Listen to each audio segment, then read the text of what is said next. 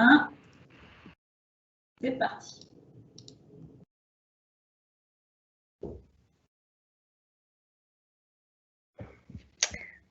Bonjour à tous et bienvenue. Je m'appelle Alexandra et je suis là aujourd'hui pour vous accompagner avec une grande équipe pour vous parler des oraux et plus particulièrement de Grenoble École de Management. Je sais que vous attendez avec impatience les résultats de demain. Sachez que j'ai connu ça, les résultats avec l'angoisse de savoir si on est admissible ou non. Vous avez fait le plus dur, c'est vraiment bientôt la fin. Avec moi aujourd'hui, on a une grande équipe bien prestigieuse pour répondre à toutes vos questions qu'on va vous laisser poser directement sur le chat afin qu'on puisse vous répondre tout au long de ce live. Avec nous, Madame Béatrice Nerson, je vous laisse vous présenter. Bonjour à toutes et à tous, bienvenue. Donc, je suis Béatrice Nerson, directrice adjointe des programmes et directrice du programme Grande École. Je suis à GEM depuis avant que vous soyez nés, bien avant que vous soyez nés. Merci beaucoup. On a également Yanis. Est-ce que tu peux te présenter, s'il te plaît ? Bonjour et bienvenue, merci de nous avoir rejoints à toutes et à tous. Bon courage pour la dernière ligne droite. Moi, c'est Yanis, je suis membre et président de l'association Impact, une des 22 associations qu'il y a à GEM, que vous pourrez peut-être rejoindre en arrivant à GEM pour l'année. Je serai là pour vous répondre un petit peu à toutes vos questions à propos de la vie associative à GEM. Merci beaucoup, Yanis. Avec nous également Lynn. Bonsoir à tous, donc moi je m'appelle Lynn, je suis la chef d'équipe d'Escapade, donc j'aurai la chance avec Alexandra de vous retrouver sur notre campus à Grenoble et je fais également partie de l'asso SOS, donc l'asso humanitaire de GEM. Merci beaucoup. Je ne l'ai pas précisé, mais moi je fais partie de 2 associations. J'ai la chance d'avoir un doublon. Tout d'abord avec l'association Le Gala qui organise la remise des diplômes de la promotion sortante et également de Planète, association d'audiovisuel de GEM. Madame Nerson, je vais vous laisser nous parler de Grenoble et de la vie associative, pas de la vie associative, pardon, et des oraux. Mais je peux en parler quand même. Pas une seule seconde. Ok, alors moi je vais principalement vous parler du programme Grande École et de son organisation. Alors c'est un programme généraliste qui va vous permettre à la sortie d'être rapidement sur le marché du travail, puisque il est organisé sous forme de semestre avec des troncs communs où vous allez appréhender la finance, les ressources humaines, le marketing et tous les métiers, les fondamentaux de la gestion d'une entreprise. Autour de ça, nous avons organisé ce parcours avec 5 thématiques, 5 piliers qui permettent, avec de multiples combinaisons, parce qu'on est toujours très fiers d'annoncer que ce programme, il permet une multitude de combinaisons, ici plus de 15 000 combinaisons sur 3 années, qui vont alimenter votre parcours en fonction de vos aspirations, en fonction de vos passions, en fonction de votre projet professionnel, qu'il soit défini ou pas. Et au fur et à mesure de l'avancée dans le programme, vous allez pouvoir changer, évoluer. Alors, il est orienté autour de l'expérience en entreprise, de l'entrepreneuriat, de la géopolitique, bien sûr, de l'international et des doubles cursus. Alors, si je fais un focus sur les doubles cursus, quand vous arrivez en première année, on vous permet, en plus de suivre le programme Grande École, donc soit en français, soit en anglais, en trilingue, d'y ajouter une licence 3, c'est-à-dire que pendant 2 demi-journées par semaine, vous allez à l'université Grenoble-Alpes suivre soit une L3 de droit, d'économie, de lettres, d'histoire ou de philosophie. En fin de première année, eh bien, vous pouvez donc obtenir cette licence 3 plus la validation, bien sûr, de la première année du programme Grande École. Et puis, si on veut aller plus loin, à partir de la 2e année, on va pouvoir ajouter des spécificités, encore une fois, en fonction de vos aspirations, de vos passions, autour du design, autour de la mode. Alors, on sait, on est accompagné par des partenaires académiques nationaux autour de différentes thématiques, c'est-à-dire des expertises que nous n'avons pas forcément, mais qui sont en lien avec nos valeurs, avec notre territoire. Donc le design avec Strat École de Design, Hospitality Management et Gastronomie avec l'école Ferrière. C'est aussi un MBA en Video Game Management avec l'Institut Léonard de Vinci à La Défense, à Paris, ou la géopolitique avec l'IRIS, l'Institut des relations internationales stratégiques de Pascal Boniface. Voilà, donc des doubles diplômes qui vous permettent en fin de cursus donc d'avoir le diplôme du programme Grande École et un diplôme d'une institution partenaire. Mais c'est également un double diplôme avec les programmes de GEM et notamment les masters spécialisés autour du big data, du management du numérique, de la mode ou du marketing des énergies. Et puis des Masters of Science, donc là des programmes internationaux, et ça fait un peu le lien avec l'international. Donc ces programmes internationaux, ils tournent autour du luxe, autour de la mode, autour de la finance bien sûr, des ressources humaines, et ça fait le lien avec l'international parce que l'international c'est aussi une compétence importante, indispensable dans un programme, de façon à valider un semestre à l'international au minimum, et on se rend compte qu'avec les combinaisons possibles, eh bien, tous nos étudiants réalisent 1, voire 2 ou 3 semestres, donc 3 expériences à l'international en fonction des combinaisons. Donc, ces combinaisons, c'est pas parce que on choisit plutôt un double cursus qu'on ne pourra pas faire de l'international. C'est pas parce qu'on choisit un programme English Track en première année que l'on devra le poursuivre et qu'on sera catalogué avec une étiquette internationale. Donc, on va combiner un petit peu tout ça. Et l'international, eh bien, ça se traduit par des échanges académiques. Nous avons 125 partenaires répartis dans le monde entier. Vous le voyez sur la carte qui s'affiche. Donc, cette expérience internationale, on va la valider soit par un semestre d'échange ou une année d'échange. Et puis, si on choisit de partir en 3e année à l'année, eh bien, pour certains partenariats, ça mènera également à un double diplôme. C'est possible. Autre possibilité de valider l'international, eh bien, ce sont des parcours transcontinentaux où là, c'est un semestre du programme Grande École qui va être délocalisé chez un partenaire où vous allez suivre le contenu du programme plus des spécificités du partenaire. Donc, on s'est allié avec des partenaires qui vont apporter aussi une expertise à ces étudiants, puis une découverte de la culture du pays. Alors, je pense en 2e année à la finance à New York, en 3e année à la géopolitique avec George Washington University. Mais vous voyez, il y en a 8, donc j'y reviendrai peut-être tout à l'heure en fonction des questions et des parcours souhaités de chacun. Voilà, donc ces piliers, ces 5 piliers s'entrecroisent, qui permet d'avoir de multiples combinaisons. Alors si là, je me tourne vers mes étudiants préférés. Alexandra, est-ce que tu peux nous expliquer quels sont tes choix et comment tu projettes toi ton parcours, en sachant qu'une expérience à l'international est obligatoire? Comment tu vas organiser? En première année, tu as choisi de faire quoi?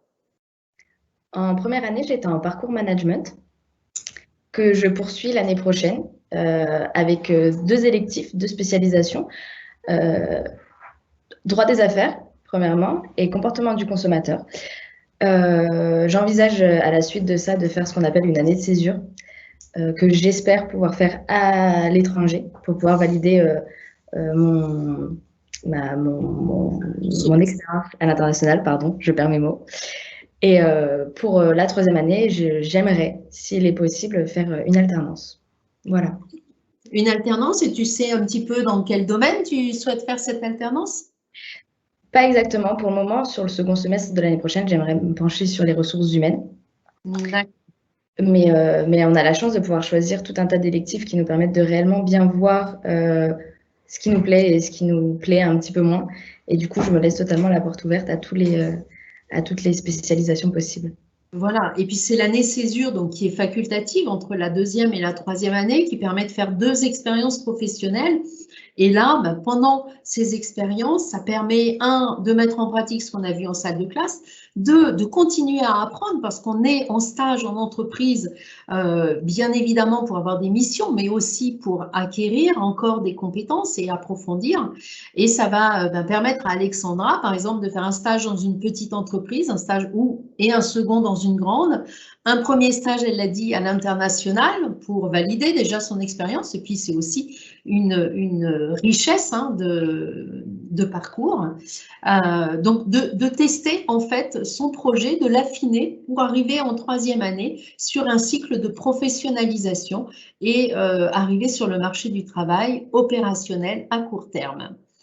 Yanis, est-ce que toi, tu as peut-être un autre exemple de parcours à nous donner? Toi, tu es arrivé en première année et il me semble que tu as fait le parcours trilingue. C'est ça, effectivement. Donc moi, je suis rentrée en première année en même temps qu'Alexandra et finalement, moi, j'ai choisi le parcours trilingue. Qu'est-ce que c'est que le parcours trilingue? C'est un parcours management avec 50% des cours en anglais et 25% en espagnol pour moi, mais en allemand si vous avez fait de l'allemand. Ça permet vraiment de avoir cette excellence finalement opérationnelle dans l'apprentissage des matières, mais aussi cette connaissance des langues et cette pratique des langues que j'adore personnellement. Et j'ai tellement adoré que pour l'année prochaine, je vais choisir le parcours associatif, puisque j'ai eu la chance d'être élu à un poste à responsabilité dans mon association. Parcours associatif qui nous permet de dégager un peu plus de temps pour manager et faire fonctionner notre association en n'ayant les cours que le matin. Donc c'est super pratique et cette année a été ouvert à un nouveau parcours associatif, le parcours associatif bilingue, qui va me permettre de faire l'ensemble de mes cours en anglais tout en ayant ce côté très pratique du parcours associatif. Voilà pour une vision plutôt globale et rapide du programme Grande École. Et je suppose que si vous êtes là, c'est pour aussi avoir un rapide aperçu de vos épreuves orales quand vous allez obtenir vos résultats. Demain, vous pourrez prendre rendez-vous pour passer vos épreuves orales. Et les oraux sont constitués de 3 épreuves, l'entretien, l'oral d'anglais et l'oral de LB2. Alors, pour ce qui est de l'entretien, il se passe en 3 étapes également. Il dure 30 minutes au total.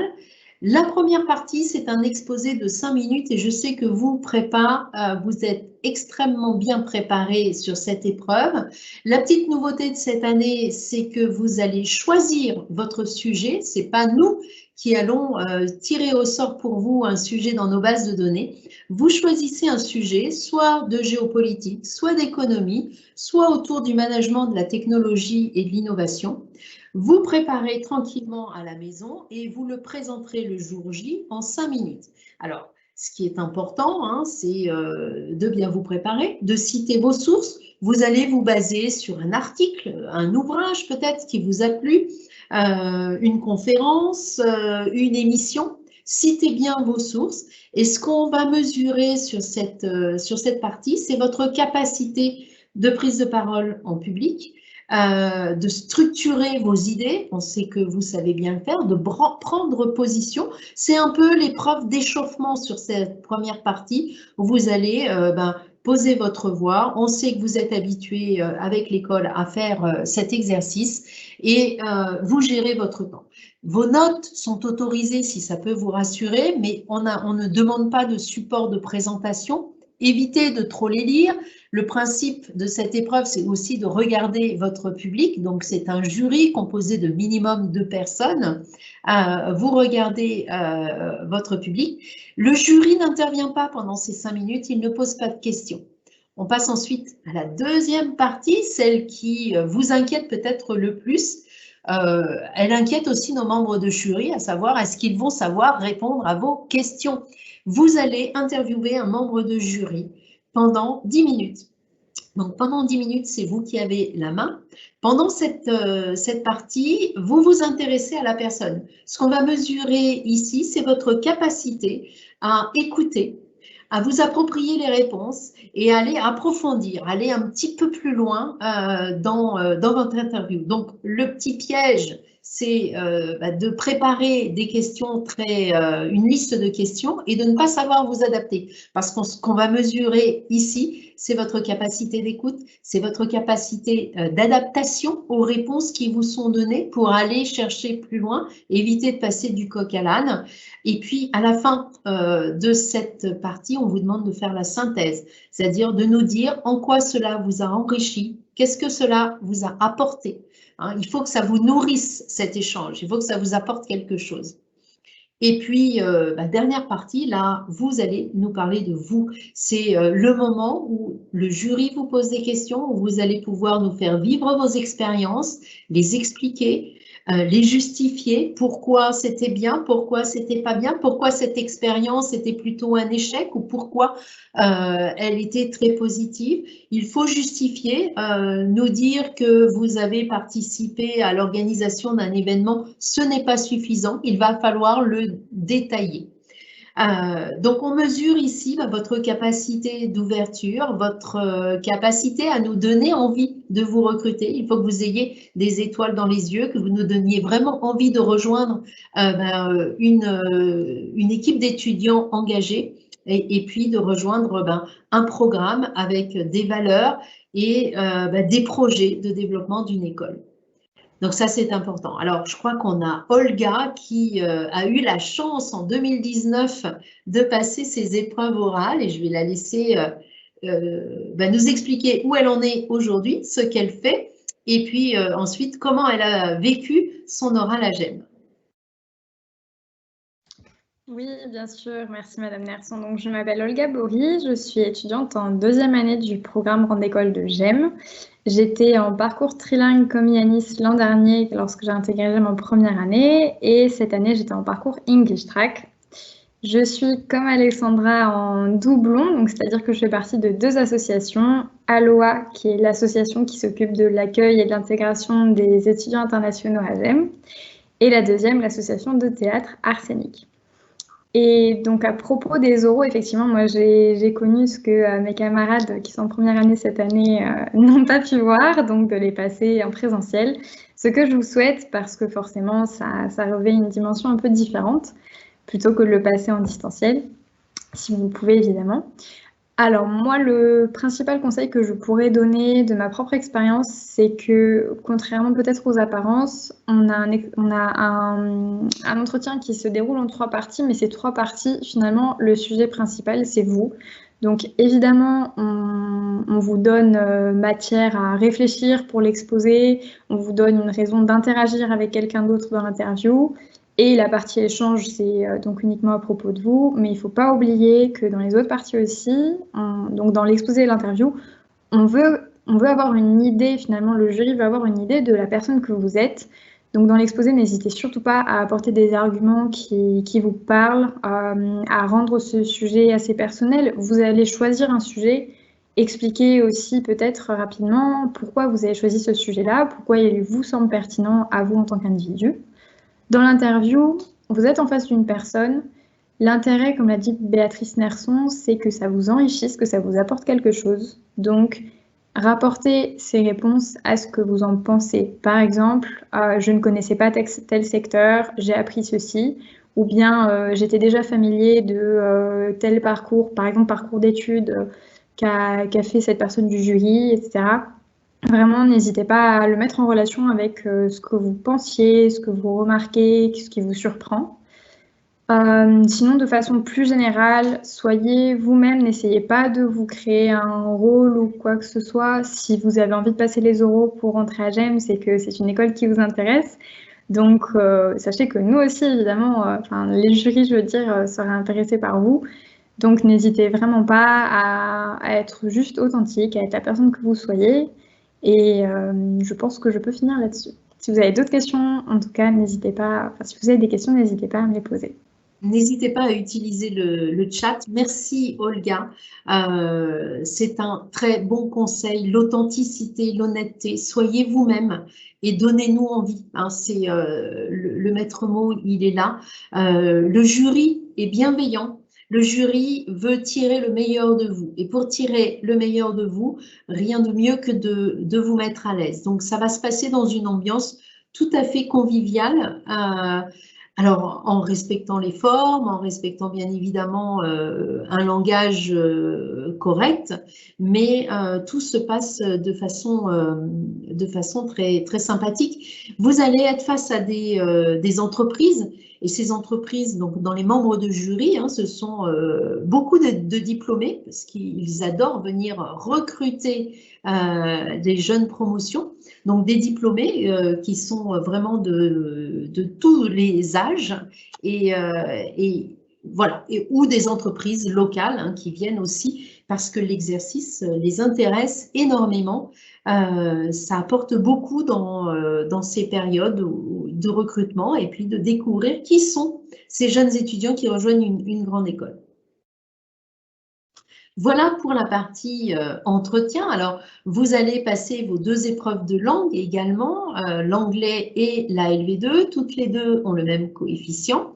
Le principe, c'est une épreuve encore de 30 minutes en 3 parties. Le jury, à votre arrivée, vous remettra un article qui est tiré au sort tous les jours et vous le préparez devant le jury pendant 10 minutes. Et ensuite, vous allez en faire une présentation pendant 5 minutes. Vous proposez la synthèse et ensuite, c'est des questions pendant 15 minutes qui peuvent être aussi bien autour de l'article que de votre projet, de vous, une discussion tout à fait naturelle autour de qui vous êtes, pourquoi vous êtes là et quels sont vos projets. Donc, vous voyez un grand lien avec l'entretien également hein, pour voir comment vous vous débrouillez en langue. Voilà pour les épreuves de langue. On va passer du coup maintenant à la vie associative. À la vie associative, j'attendais la slide, voilà. Et pour en parler, eh bien, je vais passer la main à Yanis. Merci Béatrice, je suis prêt à parler de la vie associative. Alors est-ce que, normalement, on va essayer de vous faire découvrir un petit peu la plateforme qui est en marche et que vous pouvez vous-même aller consulter d'ailleurs pour découvrir toutes les associations de GEM et plus encore, elle est en train d'arriver. Roulement de tambour. Ça charge. Wow. Voilà, vous êtes maintenant sur le campus virtuel de GEM, où vous pourrez découvrir plein de choses sur l'école, et notamment en découvrir un petit peu plus sur les associations. Et ce que je vous propose maintenant, c'est de faire un petit tour de ces 22 associations qui composent un petit peu toute la vie associative de GEM. Alors commençons dès maintenant, parce que sinon, on va y passer la soirée. Donc le BDE, que vous voyez en premier à gauche, généralement, on en entend beaucoup parler. C'est le bureau des élèves formé d'étudiants en 2e année. Il fait le lien entre les associations et l'administration. Il gère l'organisation des événements. Et le BDE est ici à GEM, élu parmi différentes listes d'environ 40 étudiants qui participent à une campagne de 6 mois en première année. 6 mois, c'est long. Il y a vachement le temps de s'amuser. À sa droite, le BDS, le bureau des sports, qui vous propose une offre de sports divers et variés. Il y a plus de 600 cotisants chaque année. Et le BDS, c'est une équipe toujours prête à vous proposer des activités sportives qui vous plairont, et tout ça dans la bonne humeur. Donc tant mieux.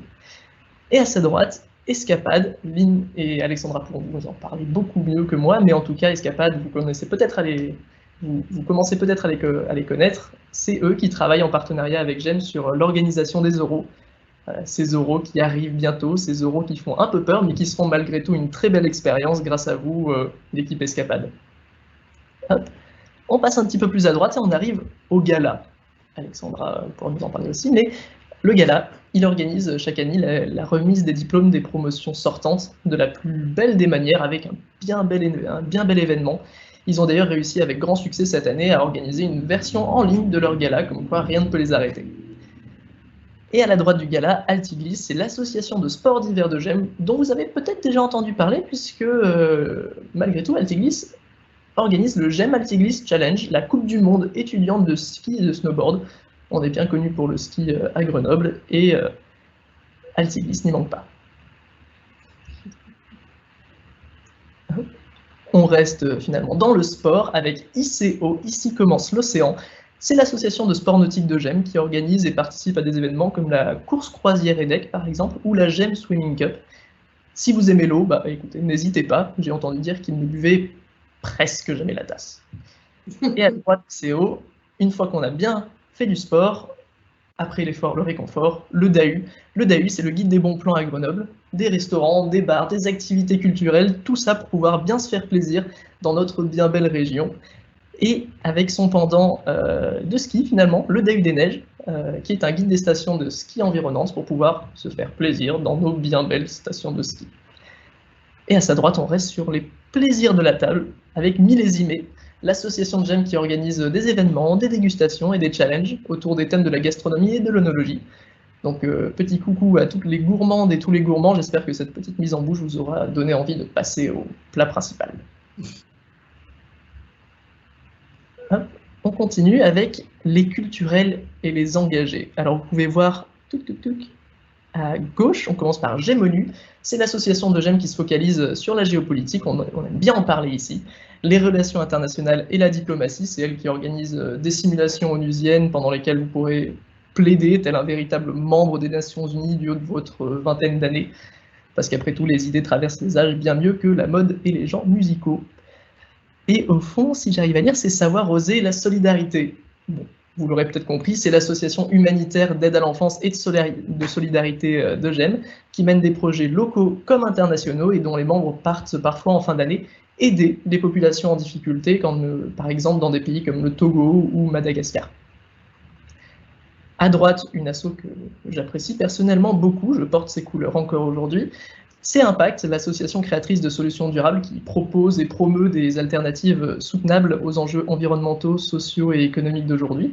C'est nous qui venons vous embêter un petit peu avec les éco-gestes et qui vous proposons un panier alimentaire local et bio par exemple, mais ne vous aventurez surtout pas à nous surnommer l'asso épicerie parce qu'on fait plein d'autres choses à côté et on a hâte de vous les montrer.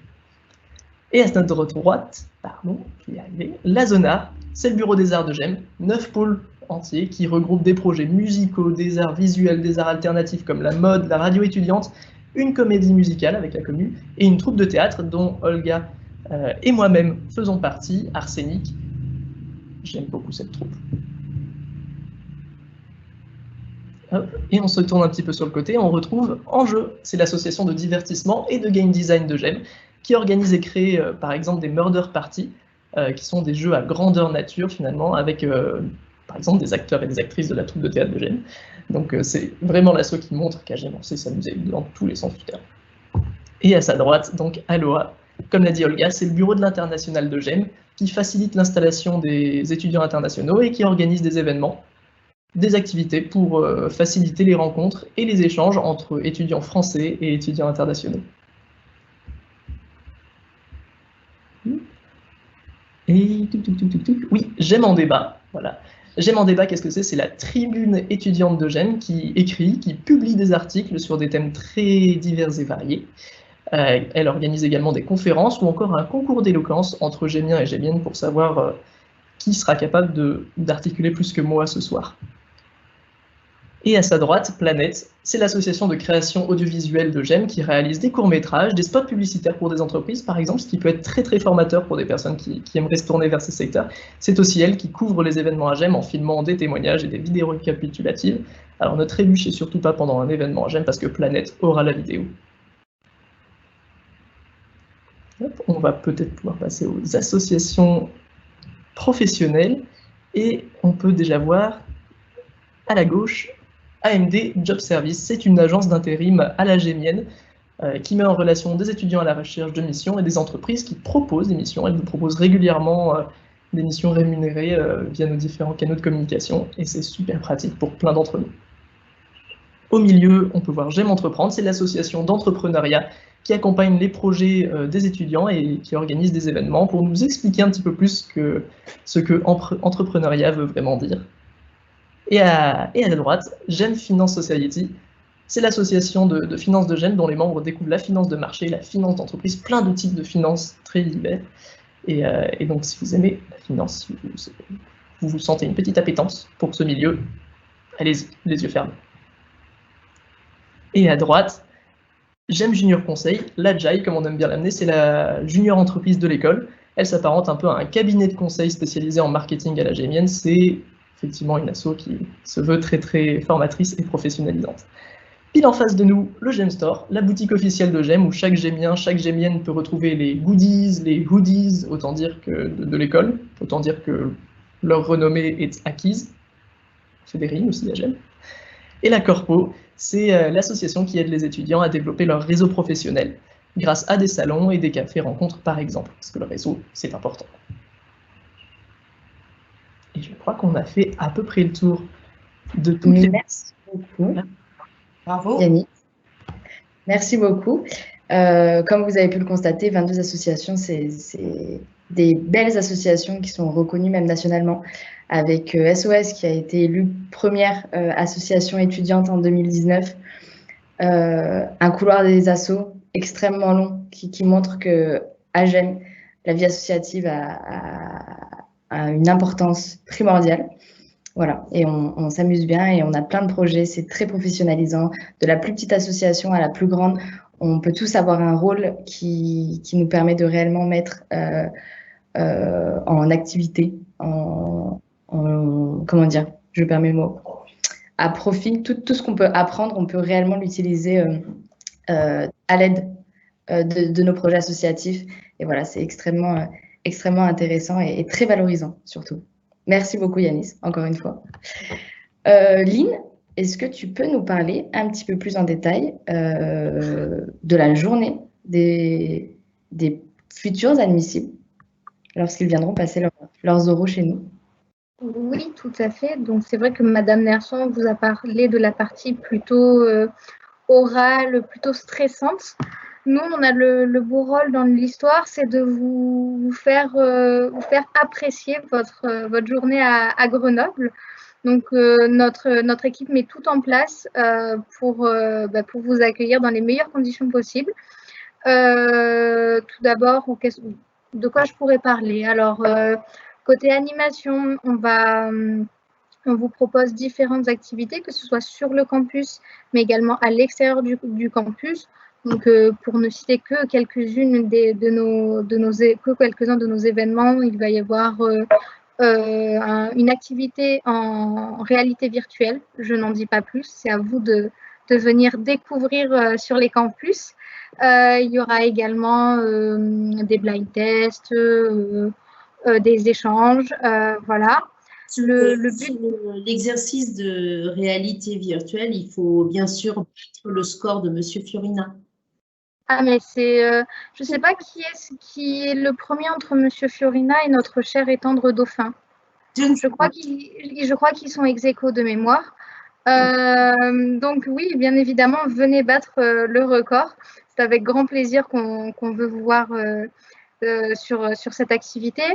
Concernant les activités du coup à l'extérieur de GEM, mais qui vont vous permettre de découvrir Grenoble, il y aura des visites tout simplement de Grenoble, mais également une visite, en fait des visites sous différentes formes. Soit on vous montre les points les plus importants, mais on peut également vous faire des visites culturelles, donc où on va chercher les plus beaux street art, parce que Grenoble est réputé pour tous ces street art dans la France. Voilà, on peut vous proposer des after-work en fin de journée. C'est le festival du street art. Tout à fait. Actuellement, pour tous les BCE qui vont venir, en parallèle, il y aura également le festival du street art. Donc, vous pourrez vous balader dans les rues de Grenoble et voir du street art et d'autres activités proposées. Donc, franchement, profitez-en. Quoi dire de plus? On est là toute la journée pour vous. C'est votre journée, on est à votre service. Ce que je peux rajouter de la part de toute l'équipe, déjà, c'est de bien organiser vos oraux. Alors souvent, vous le savez, mais il vaut mieux le répéter. Il faut que vous alliez sur la plateforme, sur le site des admissibles de GEM, et à partir de là, vous pourrez organiser votre séjour, parce que c'est très important pour vous, afin que votre séjour sur Grenoble se passe le mieux possible. Nous, on a hâte de vous voir, on est prêts, et on espère vous croiser dans les locaux. Merci beaucoup. c'est important de bien organiser votre voyage et de profiter aussi de l'environnement de l'école, de la ville, pour vous sentir bien dans une école. C'est important d'y passer un petit peu de temps, de bien discuter avec les étudiants qui vous accueillent. Et voilà, pour faire votre choix, c'est indispensable. Parfaitement. Je rebondis. Je vais dire, pardon, je t'en prie. J'allais juste préciser ce que voulait dire Madame Nerson, c'est qu'à titre personnel, je vous conseille de rester le lendemain de vos oraux parce que la veille, vous risquez d'être un peu stressé. Donc, même si vous voulez venir, peut-être que vous n'aurez pas vraiment la tête à ça, quoique ça peut vous détendre. Mais en tout cas, essayez de rester vraiment la journée qui suit vos oraux afin de découvrir au maximum la ville, les étudiants et voilà. Tout à fait. Si vous arrivez la veille, n'hésitez pas à venir à l'école, on sera tous là pour vous accueillir. Voilà, on organise également des petits after-work, histoire qu'on puisse se retrouver tous ensemble. Donc vraiment, n'hésitez pas à venir passer du temps avec nous, on sera très heureux de vous accueillir.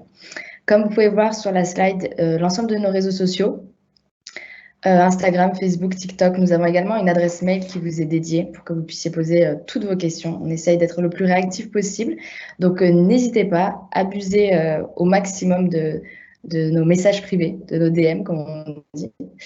Et voilà. J'ai une petite question sur l'exposé, si Madame Nerson veut bien y répondre.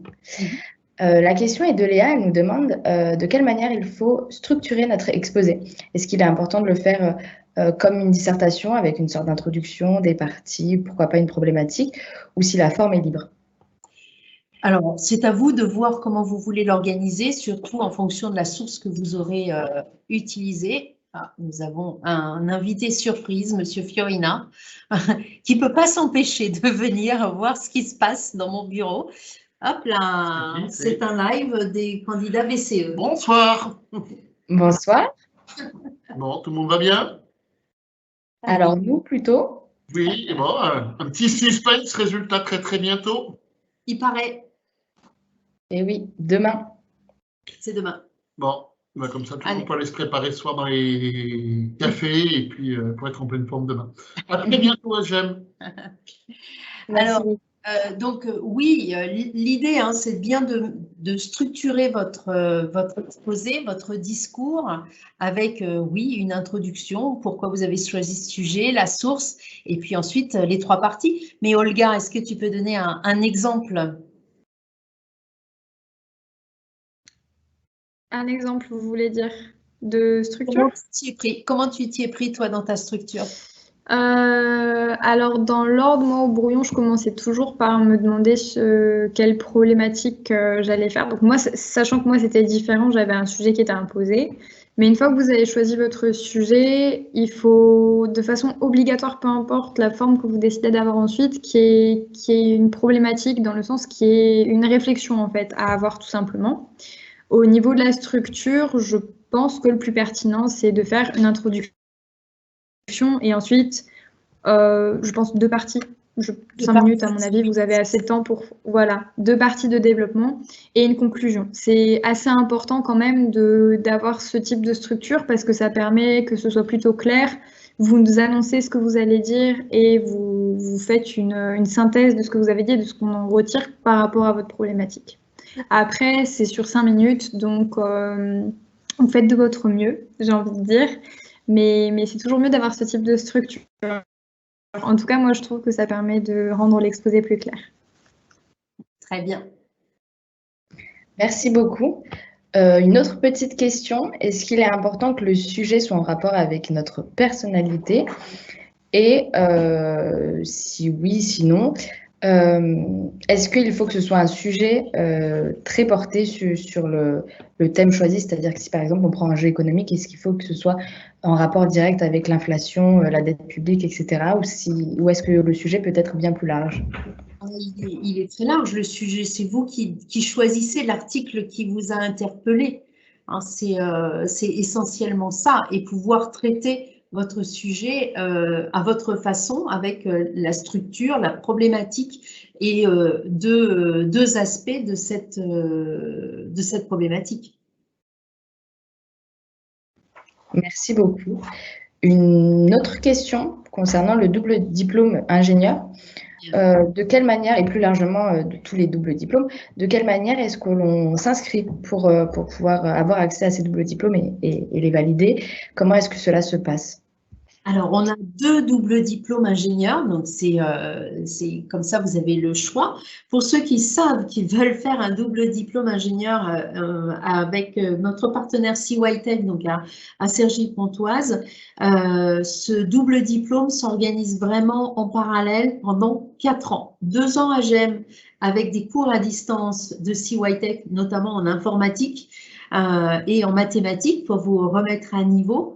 Pareil en deuxième année du programme Grande École. Donc, vous suivez le programme Grande École avec des demi-journées bloquées pour pouvoir avoir ces cours à distance avec CYTech. Et puis ensuite, les 2 années suivantes, vous les passez à CYTech sur des spécialisations autour de la finance, des data, etc., etc. Donc, toutes les spécialisations qui sont proposées par CYTech, même des échanges à l'international, donc avec les partenaires internationaux de CYTech. Donc, 2 ans à GEM, 2 ans à CYTech. Vous revenez à GEM pour passer votre examen de sortie et vous obtenez 2 diplômes en 4 ans. Les 2 premières années sont payées sur les frais de scolarité de GEM et les 2 dernières années sur les frais de scolarité de CYTech.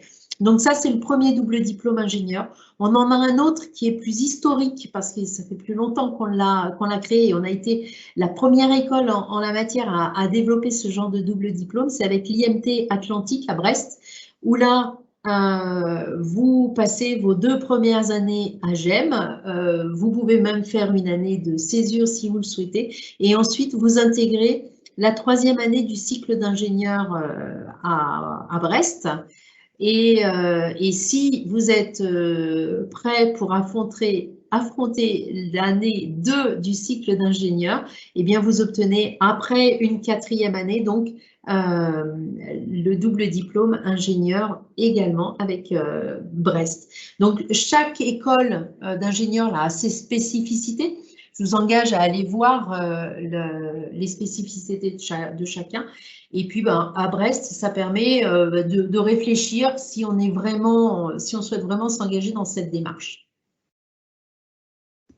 Voilà pour le côté double cursus. Le principe d'un double diplôme, j'en profite pour en parler, c'est que la plupart du temps, ça ajoute une année académique pour avoir ces 2 diplômes. Donc, au lieu de 3 ans, vous en faites 4, dont une année en général chez le partenaire. Alors, je ne sais pas s'il y a d'autres questions. Alexandra, je vais regarder si…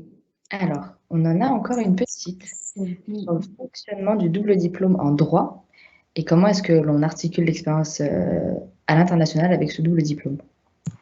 Alors, s'il faut, je peux en parler. Ah ben, vas-y, Lynn.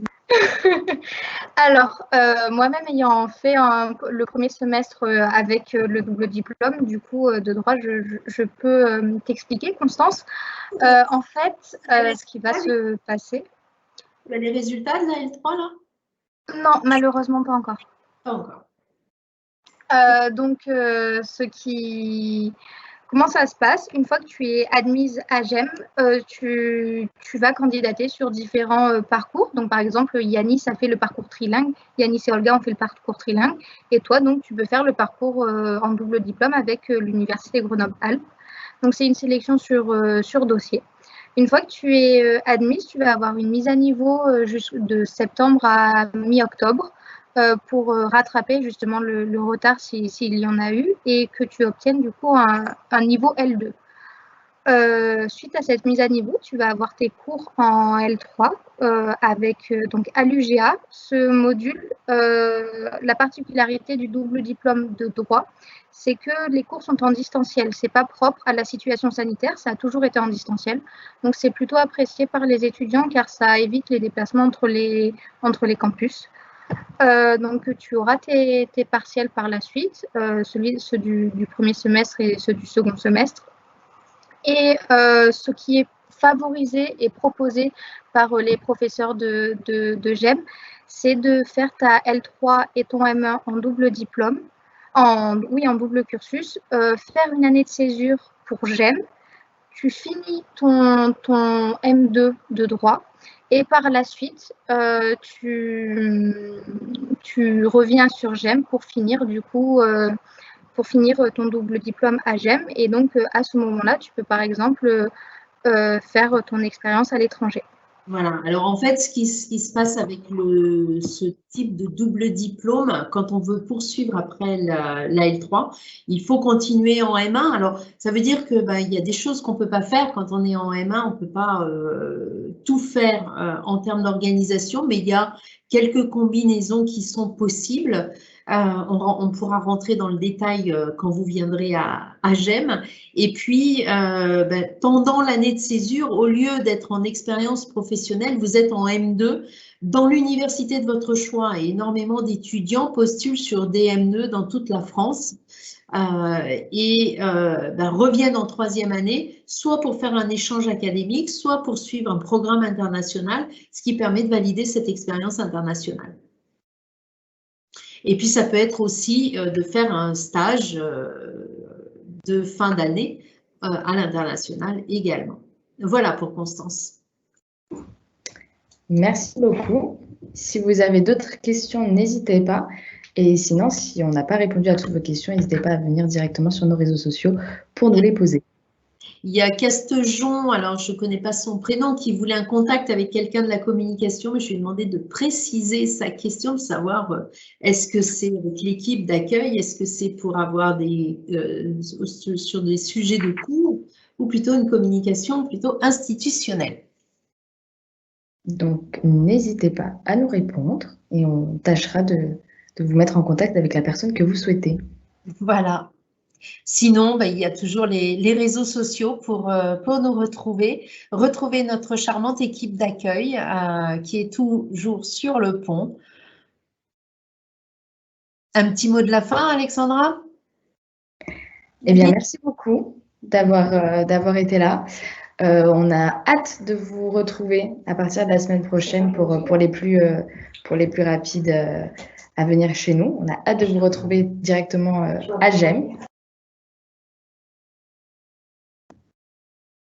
Et puis voilà, merci beaucoup. Merci à tous. À très bientôt. Bon courage et puis on croise les doigts pour vos résultats demain. Bonne soirée à tous. Bon courage. Bonne soirée. À demain. À bientôt. Bye bye.